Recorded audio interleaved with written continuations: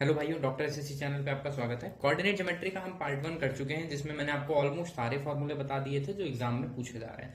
अभी मैंने आपको बताया था कुछ एडवांस लेवल के फॉर्मूले और क्वेश्चन हम छोड़ेंगे, जिसे हम यहाँ पर इस वीडियो में देखेंगे। वीडियो को पूरा लास्ट तक देखेगा, क्योंकि इस वीडियो में जो आपने फॉर्मूले देखेंगे होंगे वो आपने शायद कोऑर्डिनेट ज्योमेट्री में ना पढ़े हों, तो काफी काम की चीज होगी। एडवांस लेवल के क्वेश्चन होंगे, देखिएगा। बेसिक से थोड़ा सा एडवांस में भी बेसिक से हम स्टार्ट करते हैं कि पहली चीज है, ठीक है, अगर परपेंडिकुलर डिस्टेंस, ठीक है, perpendicular distance from a point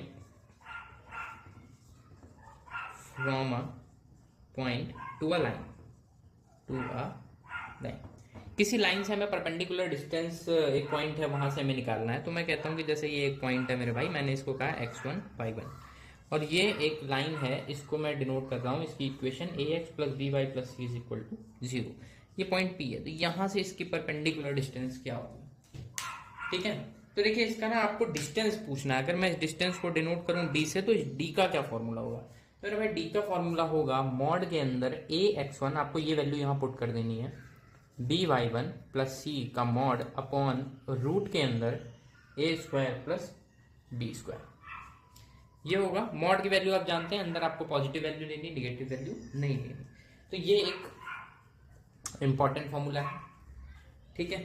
अब मैं आपको बताता हूं कि सेंट्रॉइड, या फिर इसी में मैं आपको इसी कॉन्सेप्ट में एक थोड़ा सा स्ट्रेंज चीज बताता हूं। देखिएगा, मैं कहता हूं, देखिए दो लाइंस हैं। एक L1 मैंने कहा a1x b1y plus c1 is equal to 0, और एक मैं लाइन कह रहा हूं L2 है a2x b2y plus c2 is equal to 0।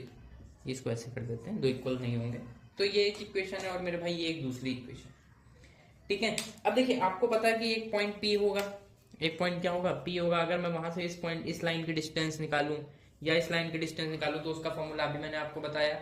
इसका जो भी पॉइंट होगा x1 y1, वो आप यहाँ पुट कर दोगे, ठीक है। मान लो जैसे कि ये दो लाइंस हैं, ठीक है, ये एक पॉइंट है, तो आप यहां से परपेंडिकुलर डालोगे, यहां से कहीं से परपेंडिकुलर डालोगे, दोनों का ये डिफरेंस ही होगा, इनके बीच का डिस्टेंस, ठीक है ना। दोनों का डिफरेंस, इनके बीच का डिस्टेंस होगा। तो अगर आप सोचो, उस d का जो मैंने आपको डिस्टेंस का फॉर्मूला बताया था, उसमें a1x b1y में सेम वैल्यू पुट करोगे, दोनों को घटाओगे, तो ये वैल्यू तो सेम हो जाएगी मेरे भाई, फॉर्मूले के हिसाब से ये कट जाएगी आपकी। तो तब डिस्टेंस जो बचेगी बिटवीन, ठीक है मेरे भाई, पैरेलल लाइंस, यहाँ पैरेलल होना जरूरी है, ठीक है, क्योंकि आप जैसे कि दो लाइंस होंगी, एक पॉइंट है, ऐसे डिस्टेंस होगी ना, तभी आप कहोगे ये d1 है और ये पूरी d2 है, तो d2 माइनस d1 से निकल आएगी ये इतनी डिस्टेंस। अगर ये पैरेलल नहीं होंगे तो इसका परपेंडिकुलर अलग जगह जाएगा, तो फिर वो आप एक्सप्लेन नहीं कर पाएंगे कि वो डिस्टेंस कितनी है, वो घटाने पे नहीं आएगी। तो आपको डिस्टेंस बिटवीन पैरेलल लाइंस निकालना है, तो अब मैं उसको d से डिनोट कर रहा हूँ, तो मॉड c1 माइनस c2, यानी जो भी मॉड की वैल्यू बड़ी होगी, बड़े से छोटी वाली वैल्यू को घटाना है, अपॉन रूट के अंदर भी पॉजिटिव वैल्यू लेंगे, A square plus B square. Distance कभी निगेटिव नहीं होगी, हमेशा पॉजिटिव रहेगी, हमेशा पॉजिटिव रहेगी, ठीक है। तो इतने यूनिट हो गई, ठीक है। अब जो आपने पहले फॉर्मूला पढ़ा वो तो आपने पढ़ा होगा, पर इस फॉर्मूले के लिए आपको ये थोड़ा एडवांस लेवल, तो आपको क्या करना पड़ता है कि आप वैल्यू निकाल के घटाते हैं डिस्टेंस, वो टाइम टेकिंग प्रोसेस होता है। और एक बात यहां से बताता हूं आपको कि अगर दो लाइंस पैरेलल हैं तो उनके बीच में एक कंडीशन फॉलो होती है। अगर दो लाइंस पैरेलल हैं तो a1 upon a2, b1 upon b2, मतलब x का कॉफिशिएंट, y का कॉफिशिएंट और कांस्टेंट का जो कॉफिशिएंट होता है, उन तीनों का रेशियो बिल्कुल सेम आता है, ठीक है। फॉर एग्जांपल, जैसे कि मैं कह दूं कि 3x है, ये 2y है प्लस 5 है, और ये आपका 6x है, 4y है प्लस 10 है, तो आप देखिए 3/6 कितना आएगा, 1/2, 2/4 कितना आएगा, 1/2, 5/10 कितना आएगा, 1/2। दैट मीन ये दोनों लाइंस क्या होंगी, पैरेलल होंगी। आपको इसकी डिस्टेंस निकालनी इनके बीच की, तो 10 माइनस 5 मेरे भाई 5 हो गया, अपॉन रूट में आपको क्या रखना है, ए स्क्वायर प्लस बी स्क्वायर रखना है, ठीक है। वो आप वैल्यू यहां से रख लीजिए, 3 का स्क्वायर प्लस 2 का स्क्वायर 5, ठीक है मेरे भाई। आगे बढ़ते हैं।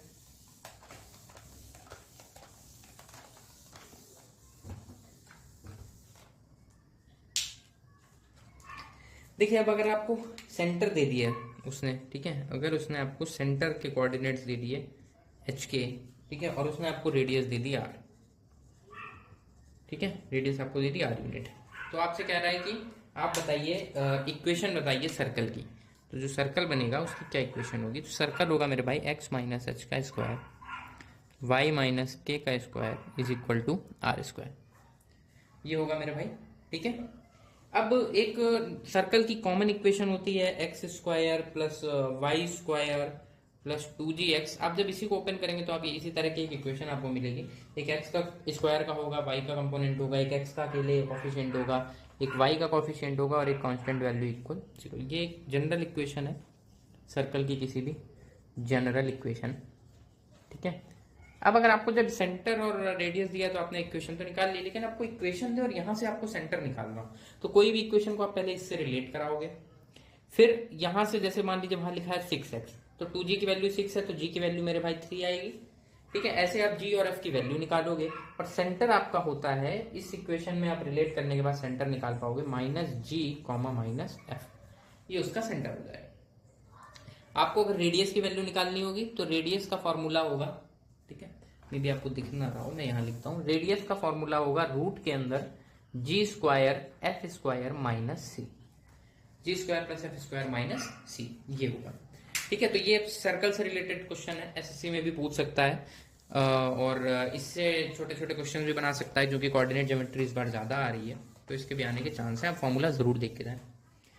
अब देखिए मैं आपको एक और फॉर्मूला बताता हूँ सेंट्रॉइड का। मेरे ख्याल से हम सबको पता होता है कि सेंट्रॉइड का क्या फॉर्मूला है, देखिएगा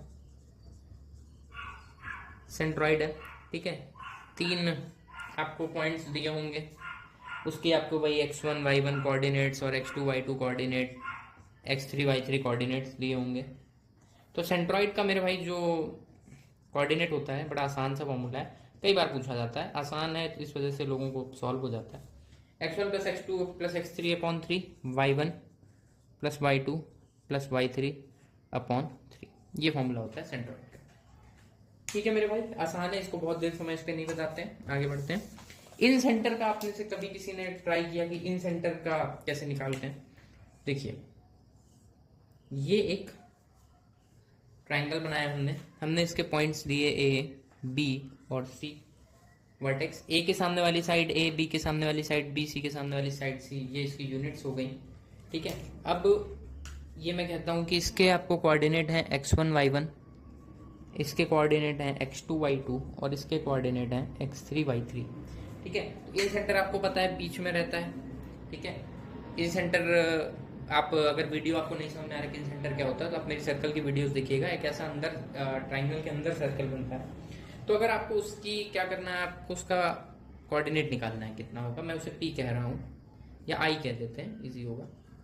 इन सेंटर आई है तो वो क्या होगा मेरे भाई, आपको बस क्या करना है, ये ए आप देख रहे हैं ना ए बी सी, तो ए किसके सामने, इसके सामने, तो आपको ये वैल्यू यहाँ पुट करनी है, ए x1 बी x2 सी x3। अब इनटू कराते समय बस ये ध्यान रखना है, इसके सामने x1 है, इसके सामने x2 है और इसके सामने x3 है, इन्हीं का कराना है। ये नहीं होना चाहिए कि बी x1 कर दिया आपने ए x2 कर दिया, ये नहीं होना चाहिए। नीचे a प्लस बी प्लस सी ही रहेगा और यहाँ पे a y1 b y2 और c y3 होगा, नीचे भाई a प्लस बी प्लस सी, ये इन सेंटर का कोऑर्डिनेट आ जाएगा। ठीक है मेरे भाई, ये आपको इजी लग रहा होगा। तो अब मेरे ख्याल से सारे फॉर्मूले यहाँ पर मैंने आपको बता दिए हैं, सर्कल का फॉर्मूला और इंटरसेप्ट का फॉर्मूला और पैरेलल लाइंस के बीच के डिस्टेंस का फॉर्मूला, वो एक इंपॉर्टेंट फॉर्मूले थे तीनों। अगर लास्ट वीडियो में शायद मैंने आपको एरिया का ट्रायंगल का एरिया निकालना नहीं बताया था, तो उसके लिए भी आप देख लीजिए। 3 वही कोऑर्डिनेट आपको देगा x1 y1 x2 y2 और x3 y3। आपको ट्रायंगल का एरिया पूछता है, बहुत इंपॉर्टेंट है, कई बार पूछा जाएगा ट्रायंगल का एरिया, तो आप देखिएगा हाफ। ठीक है, अब देखिए आगे फॉर्मूला काफी लंबी है लेकिन इसकी ट्रिक वाइज याद करेंगे, हमेशा 1 2 3 से स्टार्ट होगा। तो x1 ब्रैकेट में y2 minus y3, 1 2 3 plus x2, अब y देखिए 2 3 हो चुका है ना, तो अब y3 से शुरू होगा, y3 माइनस y1। ठीक है, प्लस x3 यहाँ नीचे लिख रहा हूँ, अब यहाँ y1 पे खत्म हुआ है तो y1 माइनस y2, मतलब 3 के बाद अब वापस 1 पे चलेगा। साइक्लिक ऑर्डर कुछ इस तरीके से चल रहा है कि 1 2 और देन 3, इसी वे में आएगा। ठीक है, तो मैंने आपको एरिया निकालना भी बता दिया। कोऑर्डिनेट ज्योमेट्री से रिलेटेड अगर आपको कोई क्वेश्चन है जो आपको डाउट कर रहा है या कोई और अलग तरह का फॉर्मूला है जो आपको नहीं आ रहा, आप कमेंट बॉक्स में क्वेश्चन डालिएगा, देखिए इस तरीके के भी क्वेश्चन आते हैं कि आपको 4 साइड दे देगा, आपसे कहेगा कि प्रूफ करिए ये, मतलब प्रूफ क्या, आपसे बोलेगा कि बताइए क्या है ये आपका रेक्टेंगल है कि क्या है, इस तरीके की चीज़ें होंगी। तो आपको ABCD 4 पॉइंट होंगे। सबसे बेसिक है, आप डिस्टेंस निकाल लो, सारी सेम है तो वो या तो स्क्वायर होगा या रोम्बस होगा। ठीक है, अगर आमने सामने की सेम है तो वो या तो रेक्टेंगल होगा या फिर पैरेललोग्राम होगा। लेकिन दोनों में डिफरेंस कैसे करेंगे, तो आप डायगोनल निकाल लो। भाई स्क्वायर के डायगोनल सेम होते हैं, रेक्टेंगल के डायगोनल सेम होते हैं, तो डायगोनल सेम आ गए तो ये होगा, अगर नहीं सेम आते हैं तो रोम्बस या फिर पैरेललोग्राम होगा। इस तरह का भी क्वेश्चन कई बार पूछा गया। बाकी रिफ्लेक्शन एक वैल्यू पूछ लेता है कभी कभी, जैसे मैं आपको कार्टेशियन प्लेन पे दिखाता हूँ कि कहेगा आपसे कि x बराबर 5 है। ठीक है, तो कहेगा आपसे कि इसका वो बताइए, क्या कहते हैं, रिफ्लेक्शन बताइए। तो आप देखिए रिफ्लेक्शन होता क्या है, बड़ा आसान है। कार्टेशियन प्लेन पे x की वैल्यू ये होगी 5,0। तो आप सोचिए यहाँ पे अगर आप कोई मिरर रखोगे तो जितनी डिस्टेंस इधर है उतनी डिस्टेंस इधर चलेगा, तो -5,0 ये इसकी डिस्टेंस हो जाएगी, ये इसका रिफ्लेक्शन पॉइंट हो जाएगा। अगर आपसे कहता है कि कोई पॉइंट है किसी लाइन पर लाई करता है, कोई पॉइंट है किसी लाइन पर लाई करता है, जैसे मैं आपको एक क्वेश्चन देता हूँ कि 3x + 2y + c = 0, ये एक लाइन है और एक पॉइंट P है जिसके कोऑर्डिनेट हैं 2, 3, वो इस लाइन पर लाई करते हैं, वो इस लाइन मतलब ये लाइन पर कहीं ना कहीं वो पॉइंट है। तो आपसे कहेगा c की वैल्यू बताओ। ठीक है, आपको कुछ नहीं करना, लाई करने का मतलब है कि आपको ये पॉइंट उठाकर xy की जगह रख देने। तो ये 3 × 2, ये x की वैल्यू, ये y की, ये हो गया 2 × 3 + c = 0, 6 मेरे भाई 12 + c = 0, c की वैल्यू -12। इस तरीके के भी सवाल आपसे पूछता है, पॉइंट लाई कराता है आपके बीच में। ठीक है, अभी हाल फिलहाल में CGL में पूछा था कि एक सर्कल दिया हुआ था और सर्कल में एक ये लाइन थी, इसकी आपको इक्वेशन दे रखी थी और एक पॉइंट आपको सेंटर दे रखा था, उसने यहाँ से डिस्टेंस पूछ ली थी। ठीक है, तो आपको पता है किसी पॉइंट से परपेंडिकुलर डाले गए डिस्टेंस का फॉर्मूला ax1 by1 + c का मॉड होता है /√a² + b² होता है।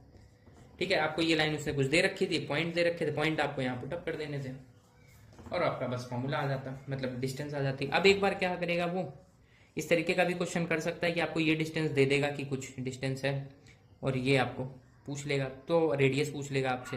ठीक है, तो रेडियस निकालने के 2 तरीके मैं आपको बता चुका हूँ। अगर आपको ये इक्वेशन पता हो तो -g - f सेंटर होता है और रूट के अंदर g² + f² - c। अगर आपको सर्कल की इक्वेशन देता है तो ये हो जाएगा। अगर आपको लाइन की इक्वेशन देता है तो आप ये डिस्टेंस निकाल लो, ये आपको वो क्वेश्चन में देगा ही और ये आपको रेडियस आ जाएगी। इस तरीके से भी ज्योमेट्री और कोऑर्डिनेट ज्योमेट्री को मिक्स करके भी क्वेश्चन आ सकते हैं। ये इसलिए मैंने आपको एडवांस लेवल में कुछ चीज़ें समझाई थी, आपको इन क्वेश्चंस को ध्यान में रखते हुए सारे क्वेश्चंस करते हैं। 2 वीडियो 15-15 मिनट्स के हमने कंप्लीट किए और इसमें हमने सारा कोऑर्डिनेट ज्योमेट्री कर दिया है। तो आपको वीडियो अच्छा लगा हो तो लाइक कीजिए, शेयर सब्सक्राइब कीजिएगा और चैनल पे आगे बने रहिएगा। आगे हम और भी सारे बहुत इसी तरह के वीडियोस बनाएंगे और कमेंट बॉक्स में बताइएगा कि आप अगला वीडियो किस टॉपिक पर चाहते हैं, कोई ऐसा टॉपिक जो कंटिन्यूस आपके एग्जाम्स और SSC में पूछा जा रहा हो। ठीक है, थैंक यू एवरीवन।